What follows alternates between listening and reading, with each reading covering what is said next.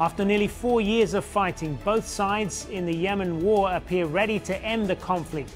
Government and Houthi delegations are meeting in Sweden for talks. But what would a peace deal look like for Yemen, and what are its chances of succeeding? This is Inside Story.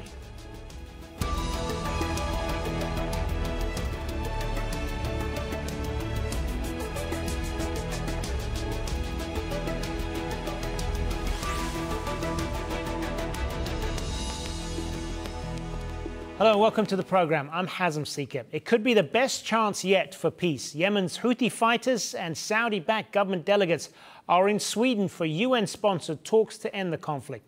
The murder of Saudi journalist and dissident Jamal Khashoggi has increased the pressure on the kingdom to end its military campaign in Yemen. Saudi Arabia, along with the UAE, launched their offensive in 2015 to support the internationally recognized government after Houthi rebels took control of the capital, Sanaa. Since then, we've seen a conflict that has killed tens of thousands of people and left more than 8 million facing famine. The United Nations has warned this could rise to 14 million. We'll bring in our guests in a moment, but first, Hashim Al-Barra has more from those talks in Sweden. For the United Nations, this is quite a significant moment because this is the first time Yemeni rival factions meet since 2016. Now, as far as the expectations are concerned, I think everyone understands that this is quite a delicate moment. But this is what the international community and the UN are hoping to achieve here in Stockholm. They would like to start with some confidence-building measures like prisoner swap, a ceasefire that would extend across Yemen. It would be followed by means to try to consolidate Yemen's economy. And then they will start political talks about a transition to democracy and national unity government. That's something that is going to take quite some time, because for the time being, the government insists that it is willing to move forward only when the Houthis make significant concessions. If the talks fall, they would push with the military offensive to take over the port city of Hodeidah. As far as the Houthis are concerned, they say that we are the legitimate authority of Yemen. They control a huge area that stretches from Sada on the border with Saudi Arabia all the way to the city of Taiz. But for the UN and aid agencies, it's a situation that could further deepen the humanitarian crisis, which is one of the worst in the world. We're talking about 14 million people on the verge, on the brink of famine, 2 million children who suffer from severe malnutrition, and thousands of people who were driven out of their homes and their villages across the country. And they see an opportunity, particularly against the backdrop of the international pressure building up against Saudi Arabia and the United Arab Emirates, for the need to stop the military campaign in Yemen and pursue a peaceful way out to the crisis. And this explains why there are huge expectations here in Stockholm about the need for a breakthrough that would put an end to the conflict that has been going on for almost 4 years now in Yemen.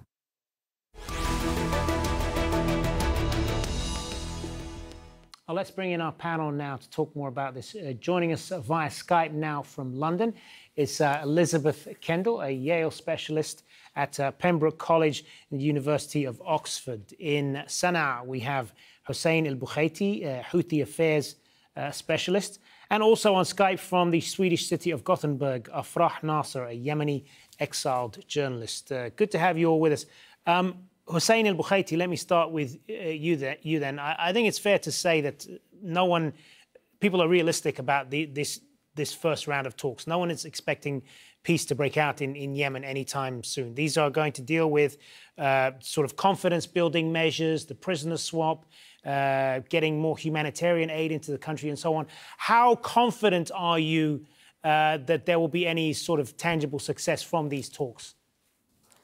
It's exactly as you said, and I think if the parties in Sweden succeeded in building confidence by, like, to talk about how to prisoner exchange, how to keep the flow of humanitarian aid into Yemen, the reopening of Sanaa airport and other humanitarian issue. If they succeeded in solving this, then we can see this as a good step. They will solve other bigger step, like the security situation in Yemen, the political situation, the transition government. But all this big issue, they only will be talked after building Maja, because what the UN envoy has done, which is different than the previous envoy to Yemen, is that he wants first to secure Yemeni civilians, to secure the income of Yemeni civilians and the flow of humanitarian aid. Because all the talk that we have seen in Kuwait and in Geneva 1 and Geneva 2, they haven't done anything to Yemeni civilians.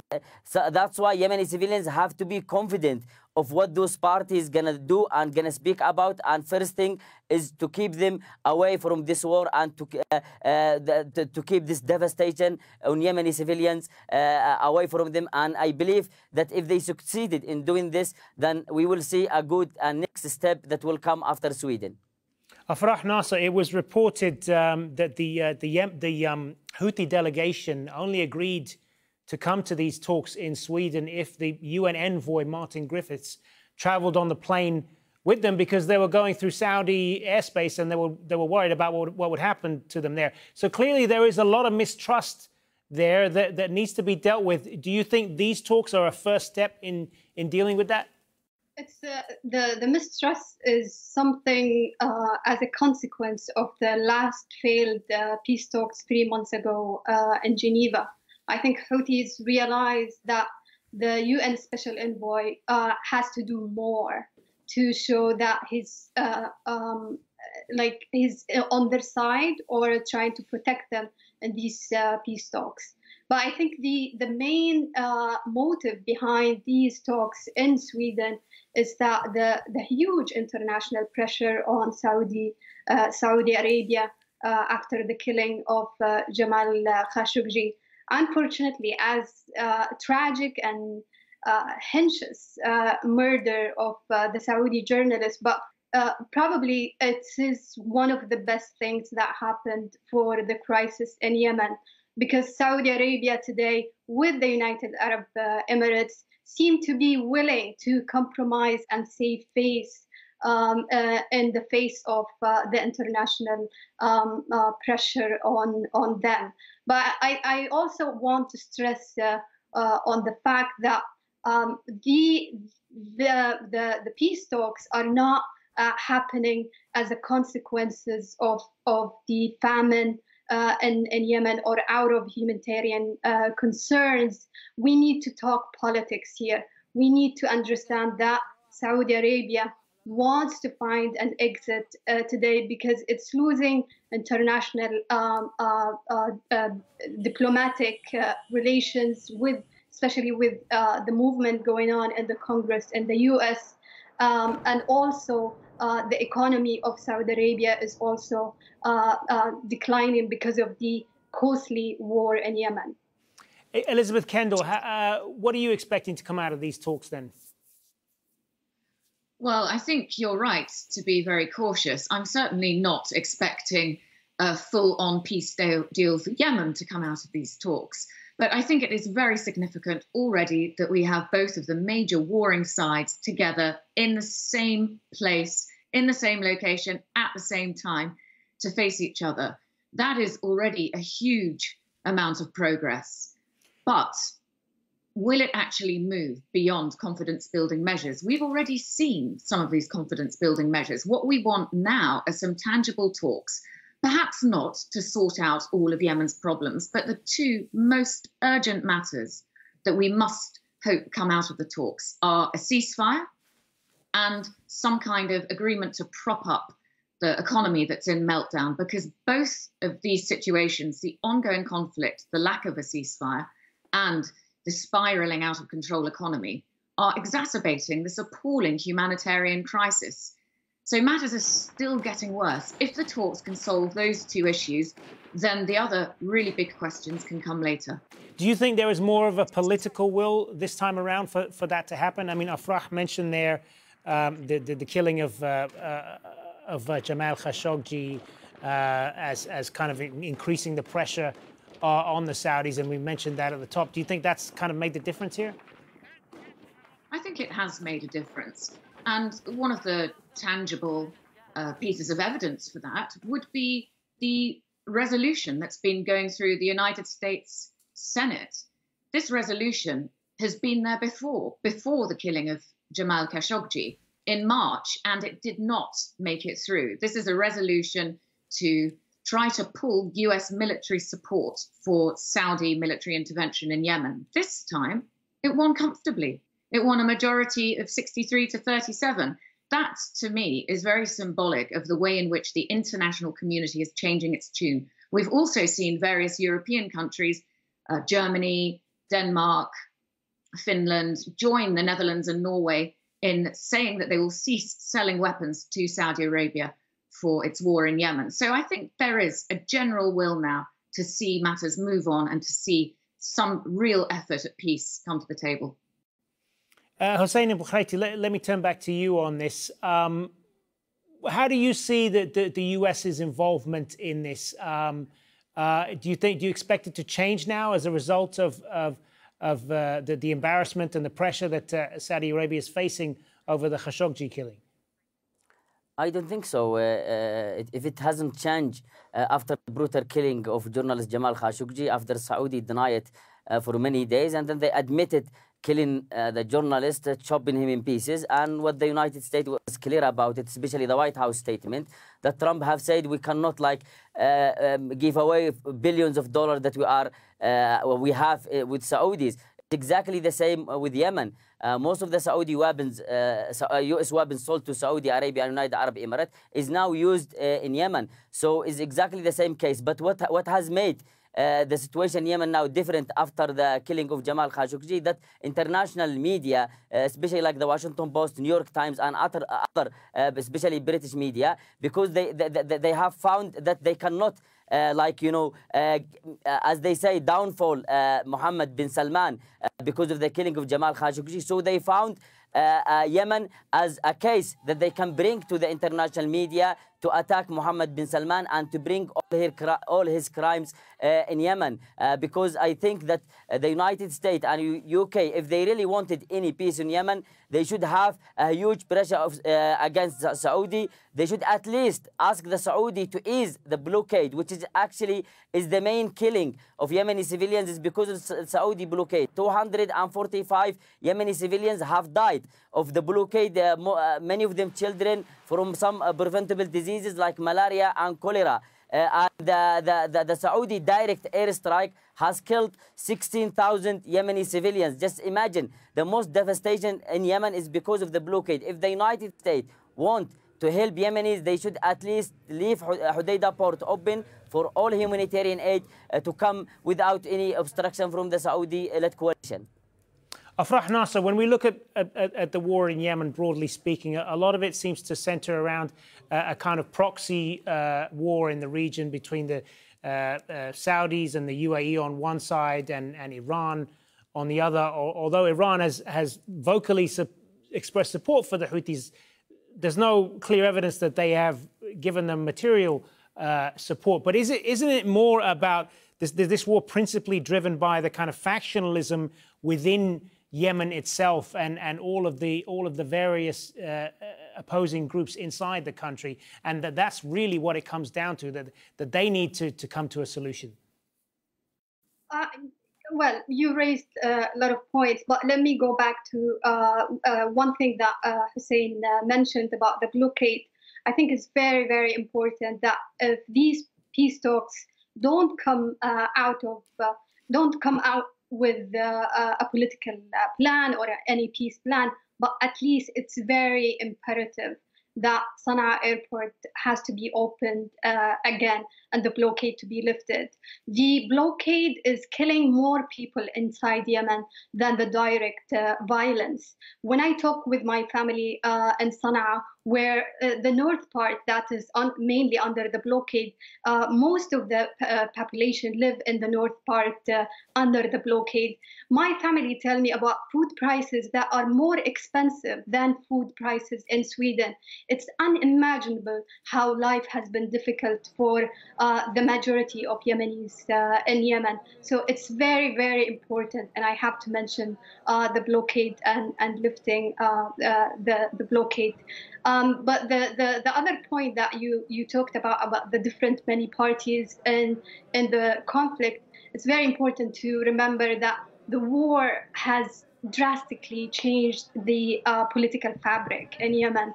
And in 2015, when the Saudi-led coalition began its military operation with political legitimacy and international legitimacy from the UN Security Council with a resolution 2216, that resolution has never been updated, and today it's really out of date, and it doesn't really reflect the new dynamics on the ground.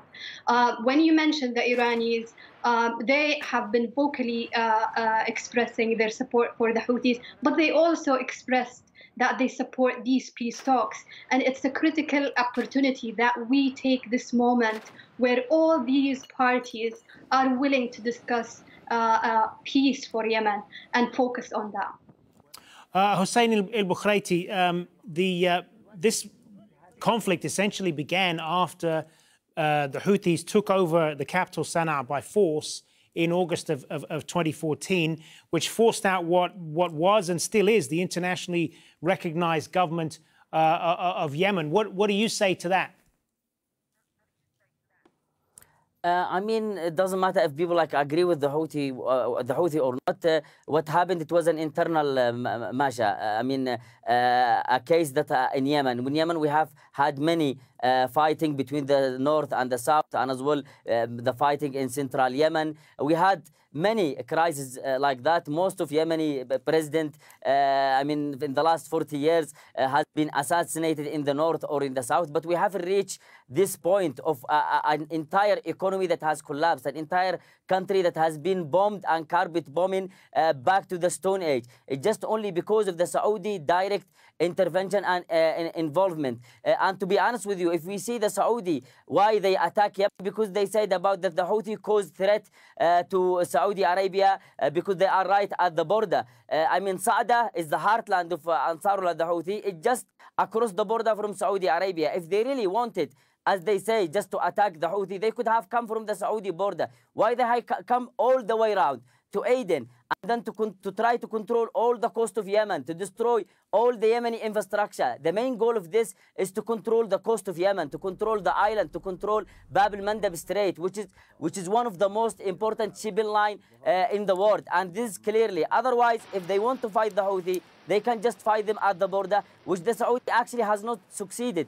The main goal is to occupy Yemen, and the Houthis, when they took power in 21st of September 2014, Hadi has resigned after that, I think 3 months. He was chosen for 2 years to be the president, and then they extended to 1 year, and it comes to that, I mean, his terms has ended. So they had to come up with a solution, but Hadi didn't want. He wanted to keep going as president, and now can you imagine?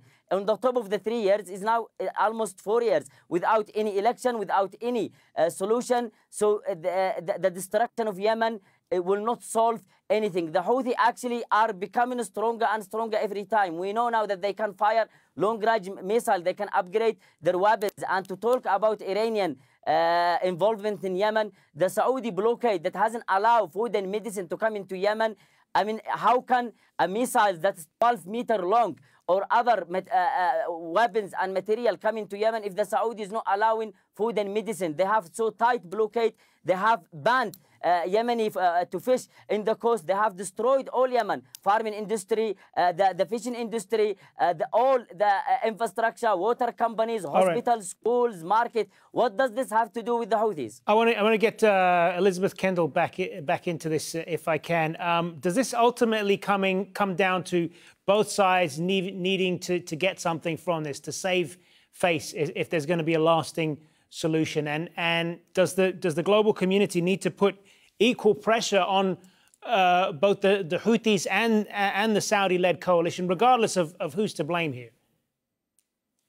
Yes, I think you're right. Both of these main warring sides need to be able to position any outcome from these talks as a victory for themselves.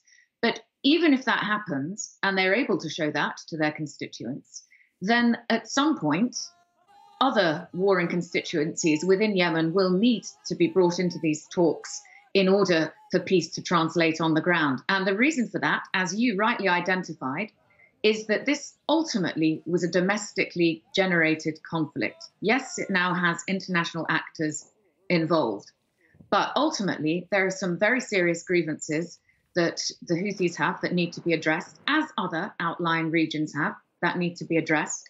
And peace will never prevail in Yemen unless that happens. And I should just say that unless that happens fairly rapidly, then we could see a whole raft of other conflicts erupting in Yemen.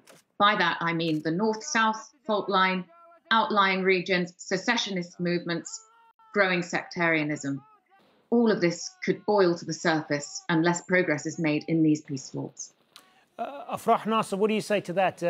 Is that a legitimate concern that if this war isn't a solution to this isn't addressed, then there are other conflicts within the country that could also fester as well?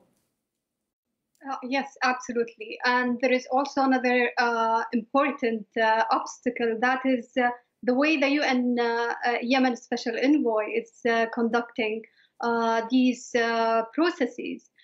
He seems to be having a method of trial and error, because the last time he also tried to evacuate some of the Houthi wounded members, but he failed. And then he tried another way of having maybe the Kuwaiti flight or the Ethiopian flight. So he seems to have like a slow, a step-by-step method, and that's really, we're losing time here. I remember clearly working from New York, the UN Security Council, when the UN humanitarian coordinator said that we are losing the fight against famine in Yemen. And the UN Special Envoy seems not to have like rapid and urgent and comprehensive method of dealing with the challenges ahead of him. It's very, very important to include all sides, because the war in Yemen is no longer about just two sides, parties. It's very important to include all the new different factions inside Yemen, and also it's very important to include the women element here, because they represent also like voices that never been included in the other peace talks. Hussain and Bukhaiti, is this the best chance for peace at this point, given the fact that the Houthis continue to maintain their control of the capital, Sanaa, despite the continued attacks from the Saudi-led coalition that have gone on for almost 4 years now? I think the Houthi will keep fighting for the area they control as long as it takes. But if they come with a solution from Sweden regarding the humanitarian crisis in Yemen and the blockade and the airport, and as well I have to mention paying the salaries, which hasn't paid for 2 years because the Saudi has moved the bank from Sanaa into Aden. After that, I believe that there should be talk directly between Ansarullah, the Houthis, and with the Saudi Arabia. We have noticed in all the agreement, either that has been struck or the agreement that has failed before, that the Saudi has not signed a single paper of that. Just imagine if they have issue with the Houthis, they don't need a middleman like Hadi or Hadi government. They should speak directly with Houthi, and then they should make agreement both should sign in those agreement, and then the United Nations will supervise those agreements. Because if the Saudi is not going to be mentioned in any UN Security Council, UN envoy statement, the Saudi will think that they are not a part of this war. That's why they still call it a civil war. And it will be exactly the Saudi denial about what they are doing in Yemen is exactly the same denial we have seen in the Khashoggi case.